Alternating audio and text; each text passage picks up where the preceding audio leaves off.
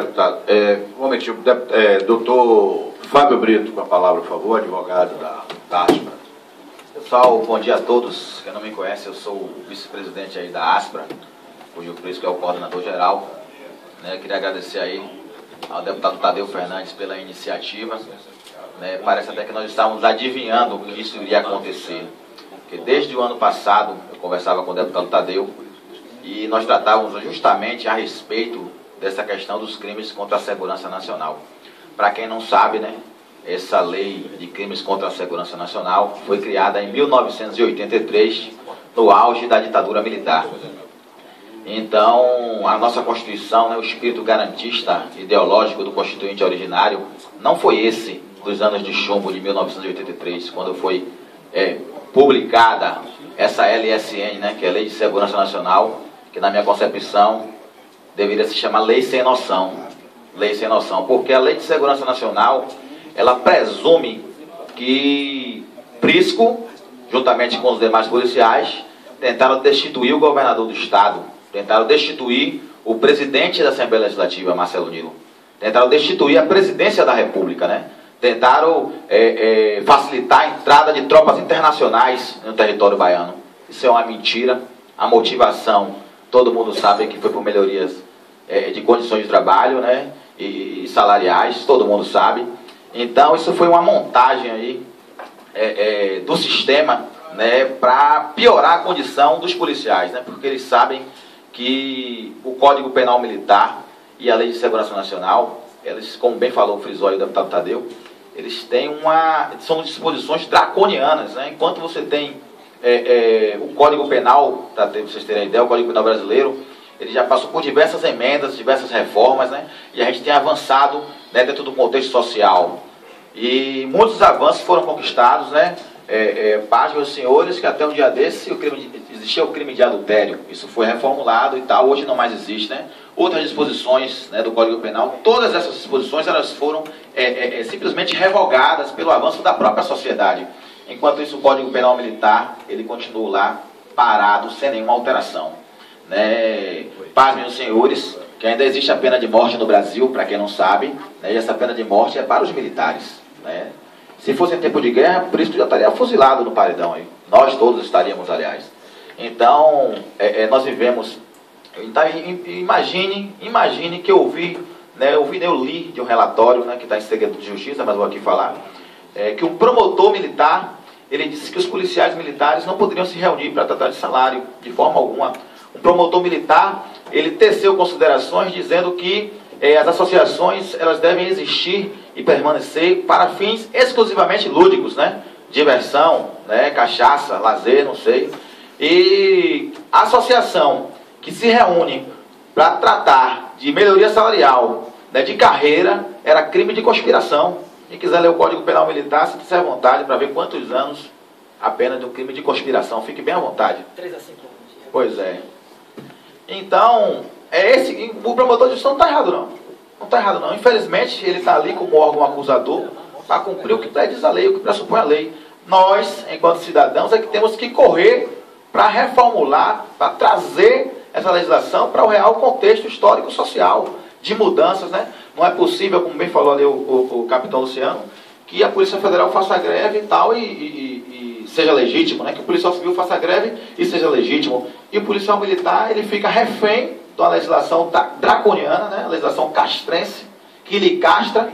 Nós somos uma categoria de semi-cidadãos, para quem não sabe.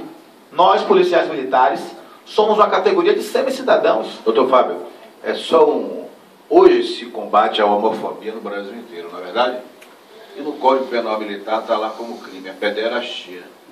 Exatamente. É crime no militarismo ser pederasta, enquanto o Brasil inteiro se combate a homofobia. Então mostra como a... Exatamente.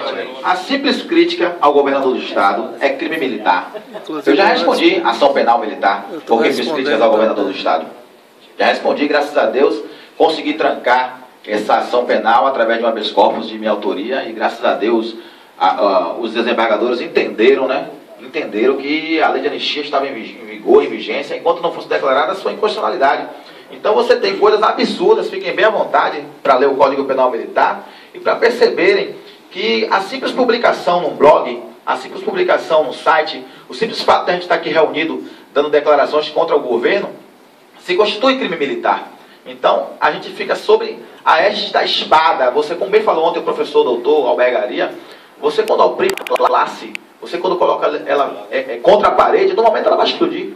No momento ela vai explodir. Você vê aí a Polícia Federal fez greve, né, deixou as fronteiras expostas. Isso sim é crime contra a segurança nacional. Deixou as fronteiras expostas, os aeroportos expostos. Entrou drogas, armas, tudo, e nada aconteceu. Por quê? Porque eles não são militares, né? Eles são sindicalizados, são organizados, né? Não são submetidos à cultura do medo, porque o policial é submetido à cultura do medo e do terror. Hoje, com a prisão aí do companheiro Prisco, nós estamos vendo quem são os verdadeiros saqueadores do Estado Democrático de Direito. Hoje é Prisco, o vereador, amanhã é o deputado Tadeu, amanhã é um senador, amanhã é um prefeito. Então, isso abre um precedente perigoso para o Estado Democrático de Direito. Então, uma pessoa ser presa por manifestação política, por ser contrário à posição de um governo ditador, demofascista, isso não justifica. Liberdade de expressão para o policial militar, não existe liberdade de expressão. Policial militar publicar texto, não existe, é crime militar. Se reunir, como eu estou falando aqui nesse momento, antes reunido, e outra coisa, concurso de pessoas, mesmo que vocês não sejam militares. Quadrilha. Exatamente, como se fosse, né? Um policial, meu Deus do céu, só você vê, só vê para crer. O regulamento, não é à toa que a legislação é chamada de legislação castrense, porque castra o direito, né? Você quando entra na corporação, você abdica do direito de sindicalização, né, de filiação partidária, né, de liberdade de expressão, direito de opinião, manifestação de pensamento. Então você tem todos esses direitos que qualquer cidadão de bem possui, você tem isso castrado, vilipendiado. Então, isso, da mesma forma que a Constituição Federal fala que o policial não pode fazer greve, né, aos militares é vedado o direito de greve, né? Falar aos militares, eu até questiono porque não fala os policiais militares. Falar aos militares, e para mim, aos militares, o Constituinte ele se refere naquele momento, na verdade, às Forças Armadas. Né? Mas vamos lá. Ainda que aquele aos militares seja para os policiais militares, né, vedado o direito de greve, entre ser inconstitucional exercer o direito de greve e ser crime, existe um enorme abismo. Eu quero saber onde é que está escrito que fazer greve é crime. Em lugar nenhum, legislação nenhuma você vai encontrar uma disposição de que fazer greve é crime. Entre inconstitucional e ser criminoso, existe um enorme abismo, são condutas diametralmente opostas. Né? Agora o sistema ele usa isso, ele nos oprime para que você fique sem poder fazer nada de braço cruzado. E como o colega bem falou ali, nós temos que levar isso ao conhecimento da sociedade, porque a sociedade só tem acesso ao áudio da Rede Globo que foi editado lá e que os senhores tiveram acesso. Eu gostaria muito de poder, numa sessão dessa, colocar o áudio na íntegra. Né? Colocar uma pena que está sob segredo de justiça, né? Seria uma conduta criminosa a gente trazer à exposição, o conhecimento do público. Mas a Justiça Federal e a Justiça Estadual, elas têm conhecimento, sim, que aquele áudio da Rede Globo foi uma edição criminosa, uma edição criminosa, que foi dada exclusividade à Rede Globo, que ela só colocou trechos isolados do que ela quis, né? Porque a todo tempo, por isso que eu pedi a calma a Davi Salomão, por isso que eu perguntava, Davi, você é um cara inteligente, não faça isso. Não apareceu no áudio da Rede Globo, né? Então é preciso que a gente procure meios, procure mecanismos para tornar público a verdade, né? Porque, como bem disse o colega aí, é importante que a sociedade participasse de um debate como esse para ver a outra versão dos fatos, né? Eu tive a oportunidade de conversar com o juiz federal, doutor Oswaldo Scarpa, e ele ficou estarrecido, né? Ele ficou estarrecido quando ouviu a verdadeira versão dos fatos, né? Que nós, na verdade, o governador, ele, como bem disse Tadeu, ele criou uma falsa expectativa. Como é que você cria um grupo de trabalho para modernizar a PM? Né? Cria toda aquela falsa expectativa. Né? As associações trabalharam aí arduamente por cerca de 8 meses, né? Modernizando a polícia, tentando modernizar a polícia militar, tentando trazer coisas modernas, a implantação do Código de Ética, por exemplo. E no dia D, que foi o dia do governo apresentar o projeto lapidado pronto, ele vai lá e copia o regulamento disciplinar do Exército, proibindo o policial, pasmem os senhores, faz até piada, né? De andar a cavalo. Então, o cidadão comum... Só uma parte também, só para que entendam. Quem fez o regulamento disciplinar da Polícia Militar, o regulamento disciplinar militar, foi, em nome do governador, foi um delegado da Polícia Federal. Agora, o que um delegado da Polícia Federal entende de militarismo para fazer um regulamento militar? Aí colocou uma pérola que o policial que ficar devendo a alguém e o nome for para a Serasa, ele vai ser punido porque está com o nome na Serasa, né? Então, anunciar aqui a presença do deputado Álvaro Gomes. Pois não, deputado? Inclusive, pessoal, nós viajamos para Minas Gerais, né, para copiar lá, para estudar o Código de Ética da Polícia Militar de Minas Gerais, né? O soldado Jorge está ali, fez parte do grupo de modernização da PM. E nós fomos para Minas Gerais, né? Marcos Paulo, né, os oficiais, os braços, foram para Minas Gerais e chegaram lá, estudaram o Código de Ética, né? A gente foi também pela internet, né, com outros colegas, né, correligionários aí de outras associações que nos forneceram seus códigos de ética, e nós adaptamos esse código de ética para a realidade da Polícia Militar da Bahia, né? Foi um código primoroso, a gente ficava até 2 horas, 3 horas da manhã, meia-noite, fazendo esse código, e de repente tudo foi jogado ladeira abaixo, né? E com implementações de coisas absurdas, né? Do regulamento disciplinar do Exército, do regulamento disciplinar de São Paulo, que é outra aberração jurídica, né? Proibindo o policial de andar a cavalo, o policial militar que avançar um sinal vermelho, colocar o carro no local proibido, além da multa que os senhores recebem, além de ter os pontos descontados na carteira, de ter que pagar a multa, o policial militar poderia pegar uma suspensão de até 90 dias, né? O policial que estiver devendo no SPC Serasa, tiver o cheque sem fundo, pode pegar uma suspensão de 90 dias, ele vai ficar 90 dias sem receber dinheiro, mais 30, 120. Se ele já está no Serasa, no SPC, ele não vai sair mais nunca. E vai continuar sem receber, né? Imagine, em pleno Estado Democrático de Direito, onde você propõe a modernização da PM, o governador e sua equipe sistêmica traz o retrocesso, né? Como bem falou aqui o deputado Tadeu, eu queria deixar claro aqui que nós, né, que conhecemos, né, a questão da hierarquia, da disciplina, e conhecemos aí as nuances da caserna, a gente tem muito mais propriedade para tratar de assuntos internos do que um delegado federal corregedor, né? Então, a gente entende que o governo ele foi infeliz quando colocou um delegado federal que não sabe nada de polícia militar, nada de militarismo, para poder modernizar a polícia militar, e foi esse desastre. E quando o policial soube que não iria poder andar de cavalo como se andasse, né?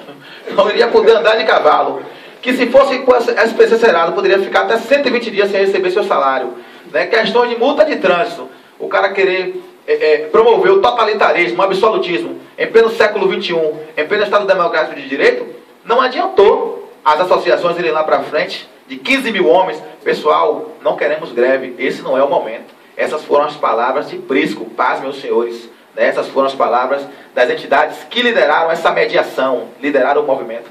As entidades de classe em nenhum momento optaram pela greve, né? As entidades sabem o desgaste da greve.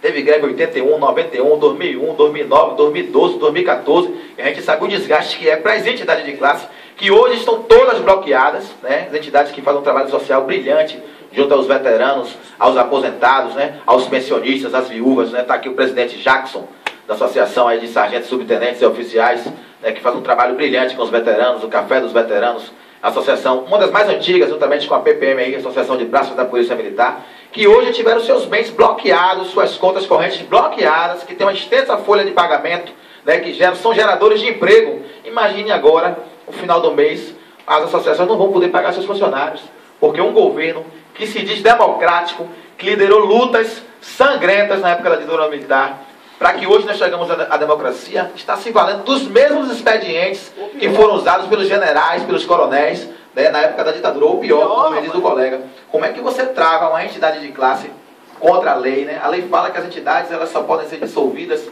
por decisão com trânsito em julgado. E você viu uma dissolução, porque você bloquear uma entidade, bloquear os seus bens, bloquear a sua conta corrente, você está promovendo uma dissolução liminar de uma entidade de classe. Como é que essa entidade vai poder dar assistência às viúvas, aos pensionistas, aos veteranos, né? Muitos aí feridos, combalidos, né? O governo Jacques Wagner pediu bloqueio da conta de um capitão que está na UTI entre a vida e a morte, porque ele foi fundador de uma entidade de classe, né? O serviço de inteligência, o serviço de maluquice, pediu o bloqueio da conta de um capitão que está entre a vida e a morte. Esqueci até o nome. Como é o nome dele, Jackson? Zé Alberto.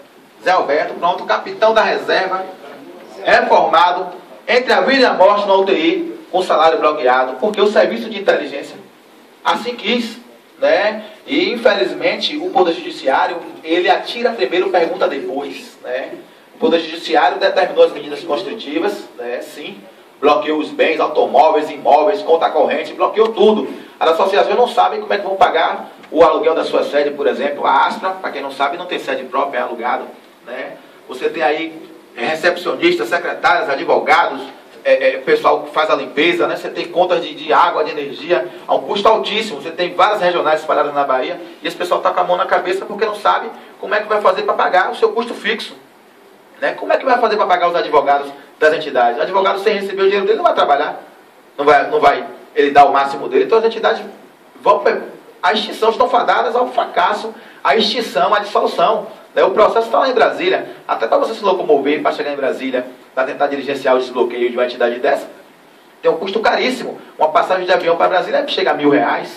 Então, o governo, de forma perversa, né, em que pese ter seu nascedouro no movimento sindical, em que pese muitos deles terem sido presos, torturados, né, muitos que estão hoje, que são governo, né, são anistiados políticos, foram vítimas da ditadura militar, lutaram contra isso e estão se valendo dos mesmos expedientes utilizados nos anos de chumbo, que nas eleições agora, em outubro, a gente possa demonstrar nosso descontentamento, nossa insatisfação. Porque não adianta você apenas votar contra, você tem que trabalhar contra. Você tem que chamar a sua família, seu vizinho, seu amigo, para votar contra. Não porque a oposição seja melhor do que o PT, pelo amor de Deus. Não porque a oposição seja melhor, mas porque nós estamos sem alternativas. Então temos que dar resposta, sim, na democracia, na urna. Muito obrigado.